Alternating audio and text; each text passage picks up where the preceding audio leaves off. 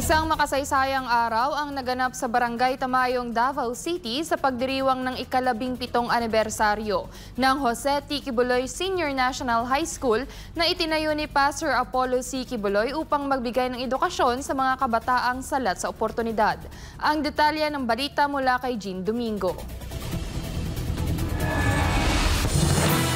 Ito ay bahagi ng Barangay Tamayong dito sa Davao City. Dati ang mga kabataan dito hirap nang ipagpatuloy ang kanyang pag-aaral matapos ang elementarya dahil sa hirap at layo ng paaralan. Pero 17 taon na nakaraan ang ipatayo ni Pastor Apollo C. Kibuloy ang Jose T. Kibuloy Senior National High School. Nagbigay daan upang maisakatuparan ng mga kabataan ang kanyang pangarap na magkaroon ng edukasyon sa kabila ng kahirapan. Kaya naman kasabay ng pagdiriwang ngayong araw ay ang pagpapasinaya ng perimeter fence at signage, katuwang ang local government unit ng Davao City. Isang makabuluhang seremonyang isinagawa kamakailan sa Jose T. Kibuloy Senior National High School. Ang paaralan na ipinangalan ni Pastor Apollo C. Kibuloy sa kanyang ama na nagpapakita ng kahalagahan ng edukasyon para kay Pastor Apollo.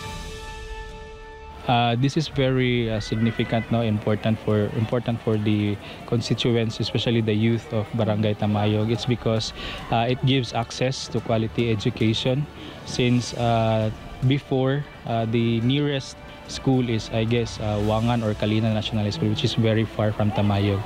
So this is a good na na nangyari sa school na merong na offer na public secondary high school, in which constituents ng Barangay Tamayong has an access na to a nearer school that they can have, and they can have their studies for the junior high school and the senior high school program. Jose T. Kibuloy Senior National High School.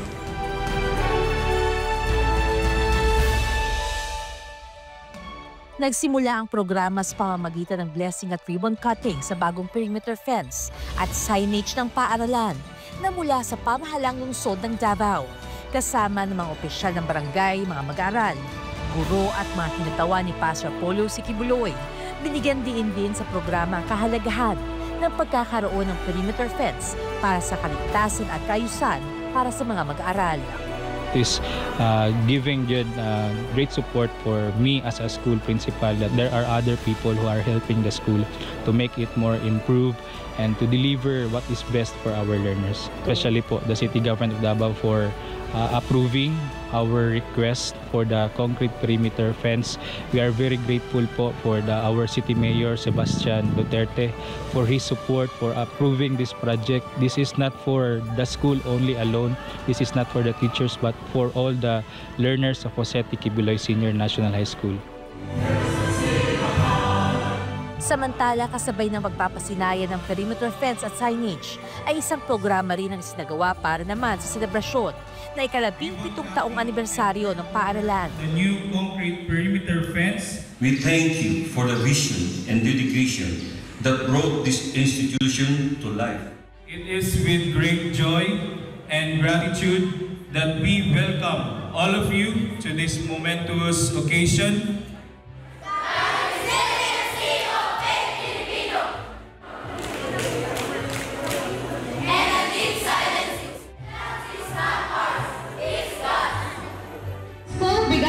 Coordinators by Ronnie Christian Gude for Principal 1.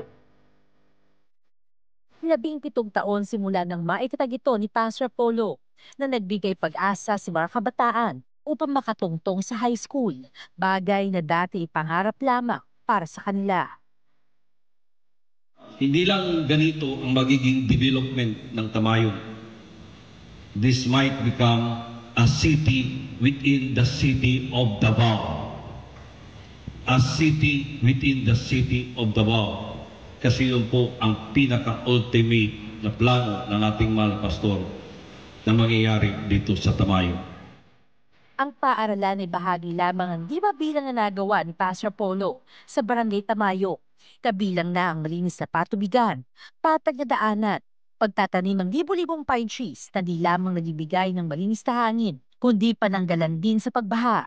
Gayon din ang taong-taong pagdiriwang ng kanyang kaarawan na pinakaabangan di lamang ng mga kabataan, kundi ng mga residente sa barangay. Lahat ng ito ay kanyang nagawa bago pa man sumabak sa politika. Kaya naman ang naganap na selebrasyon ay hindi lamang isang pagdiriwang, kundi isang pasasalamat. My message po for Pastor, thank you so much, Pastor, for your support in our school. Thank you for the blessing that you provide the lot for the school and for helping it to become like this. So daghang salamat kayo, Pastor, for your unending support, and we wish you all the best po sa inyong endeavor po. Thank you so much. Unang-una, dako kay kong pagpasalamat sa atong may gugmaong Pastor Apollo C. Kibuloy. Tungod kay ang tinguha gyud og dako kay kasing-kasing ni pastor nga labi na sa edukasyon, mutabang gyud siya sa maani unya gani ang kamatuoran ni ana doon na natay GTQ. Doon natay GTQ nya natay GMC. Gani sa wala pa siya mo dagan bilang senator, ang iyang advokasya wa gilain ang edukasyon. Mao na nga wala pa gani isa musud sa politika, iya na ning gibuhat daan, iya na ning nahimo nakita sa tanang mata sa tao.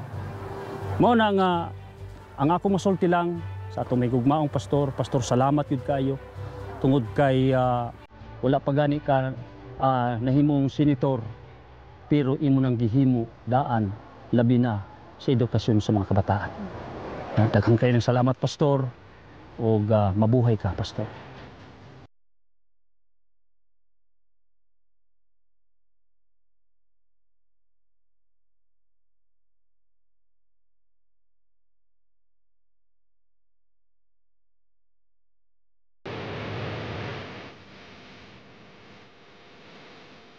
Isang edukasyon sa isinusulong na plataporma ni Pastor Apollo C. Kibuloy, kaya naman patuloy na magiging haligi ang Jose T. Kibuloy Senior National High School para sa mga kabataang naghahanap ng magandang kinabukasan. Mula dito sa Tamayong, Davao City, ako si Jean Domingo para sa Diyos at sa Pilipinas kong mahal.